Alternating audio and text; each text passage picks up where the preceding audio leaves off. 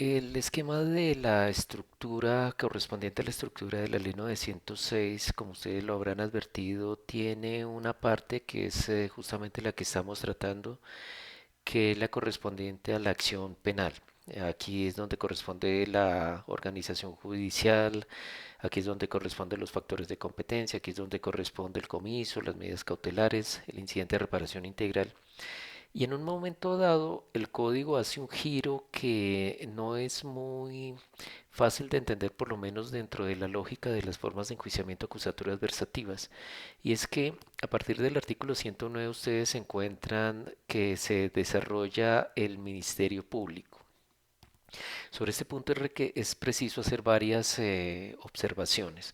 Por un lado,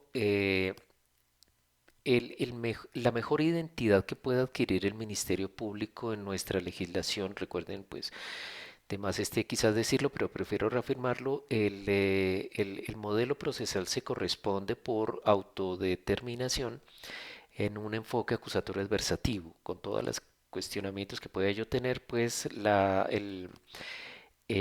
acto legislativo 03 del año 2002, la ley 906, en fin, se autodefinen como modelo acusatorio adversativo. Ahora, el Ministerio Público no es una figura que realmente corresponda a estas formas de enjuiciamiento.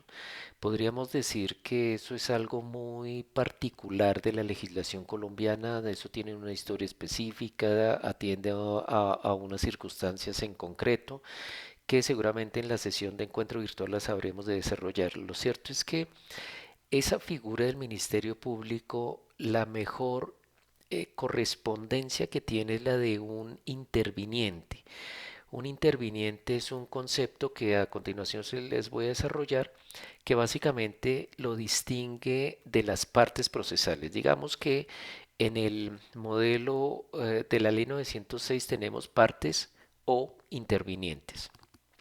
En el esquema de la Ley 600 y en el esquema del Decreto 2700, el Ministerio Público es un sujeto procesal. Ahora, eh, el Ministerio Público, como ustedes lo sabrán, está representado por la Procuraduría General de la Nación. Lo regula el decreto 1421 del año 93, pues organiza la Procuraduría General de la Nación. Eh, y ella pues tiene el encargo constitucional de regentar el Ministerio Público, que es algo así como una defensa general de la sociedad. Es una institución encargada de esta clase de intervención social y adicionalmente tiene toda la competencia correspondiente a la responsabilidad de o una cierta parte del derecho sancionatorio que tiene que ver en concreto con la responsabilidad disciplinaria. Ahora, en la mayor parte de organizaciones institucionales en donde se actúa la forma de enjuiciamiento acusatorio adversativa, esa figura que nosotros aquí conocemos como Ministerio Público tiene correspondencia con lo que nosotros llamamos Fiscalía General de la Nación. Es decir, es la representación jurídica de la sociedad al interior de los procesos penales, lo cual seguramente si ustedes intentan explicárselo a una persona, a un abogado del exterior, diciéndole nosotros tenemos por un lado el Ministerio Público, por otro la Fiscalía, va a ser muy difícil que se lo pueda entender. La función de Ministerio Público, en rigor, con base en la teoría general del proceso, la cumple la Fiscalía General de la Nación. Pero tenemos, digamos que una intervención apendicitaria muy particular de la legislación colombiana, que es adicional a la Fiscalía y el Ministerio Público. De tal manera que, como les decía a ustedes, esta figura de un fiscal más un agente del Ministerio Público interviniendo en los procesos penales de enfoque acusatorio adversativo no lo van a hallar sino en la legislación colombiana. Entonces, pues con esa advertencia les digo que el Ministerio Público lo tenemos que asociar con el concepto de interviniente. El interviniente es una figura que actúa por oposición a la parte. La parte es exclusivamente quienes tienen unos derechos especiales de postulación, como son el fiscal y la defensa. Estas son las únicas partes. Recuerden ustedes que es un esquema no solamente acusatorio, sino particularmente adversativo, lo cual implica la oposición de dos adversarios. Procesalmente la tradición la designa parte para significar esencialmente que son los únicos que pueden formular pretensiones con todo lo que ello implica, teorías del caso, aportes de pruebas, interpretación de pruebas, pretensiones, como les decía, concretas en cuanto a la manera como deba resolverse el proceso. Esto es exclusivo en nuestro caso del fiscal y de la defensa. Pero tenemos otras figuras con la particularidad de poder intervenir. Normalmente el interviniente discreto, por decirlo de alguna manera, en cuanto a la estructura misma del proceso en las formas de enjuiciamiento acusatorio adversativas, es el Ministerio Público. Perdón, corrijo, no el Ministerio Público, sino la Policía Judicial. Sin embargo, nosotros tenemos como intervinientes, por un lado, al Ministerio Público, a la- a las víctimas como manifestaciones especiales de intervinientes. Compréndame, los intervinientes, como la palabra lo indica, pues intervienen en el proceso, mas no tienen derecho de postulación.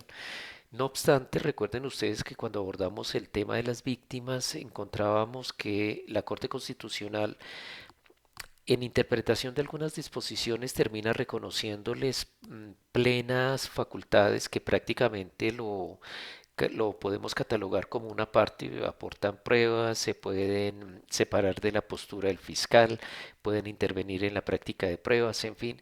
Desde ese punto de vista tendríamos que decir que un interviniente, más que un interviniente, es una parte.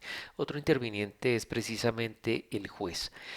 En fin, aquí nos detenemos en este punto en lo que es el Ministerio Público. Las funciones del Ministerio Público, si ustedes revisan la ley 906, yo voy a estar revisando el cuerpo de la norma, se contrae a tres funciones.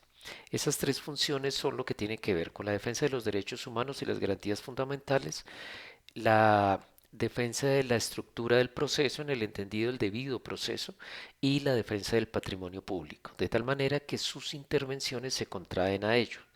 El código trae unos catálogos muy concretos acerca de las posibilidades, pero lo trae no de una manera taxativa, sino a manera de ejemplo.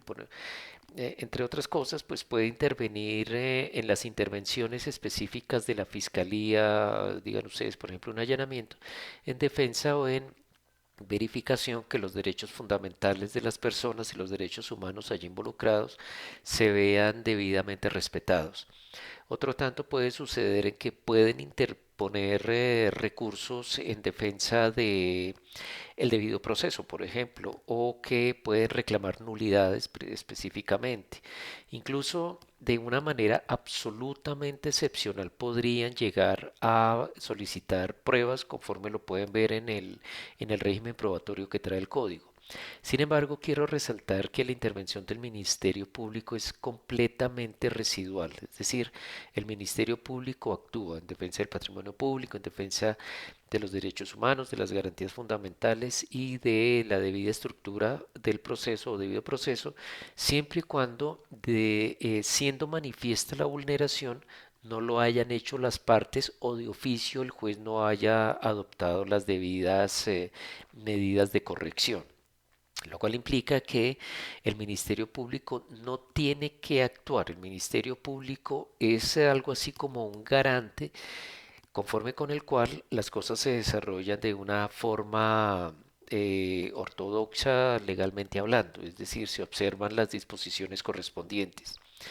No obstante, lo que tenemos en la práctica es que la tendencia es el Ministerio Público tiende a actuar en la generalidad de los casos. Recurrentemente se sale de los límites de las tres funciones que está cumpliendo allí y recurrentemente pues los jueces avalan esta situación, lo cual de una u otra manera es heredado del régimen de la ley 600 y del régimen de la ley del decreto ley de 2700, significando que es poco más o menos más una tendencia de práctica judicial que cualquier otra cosa.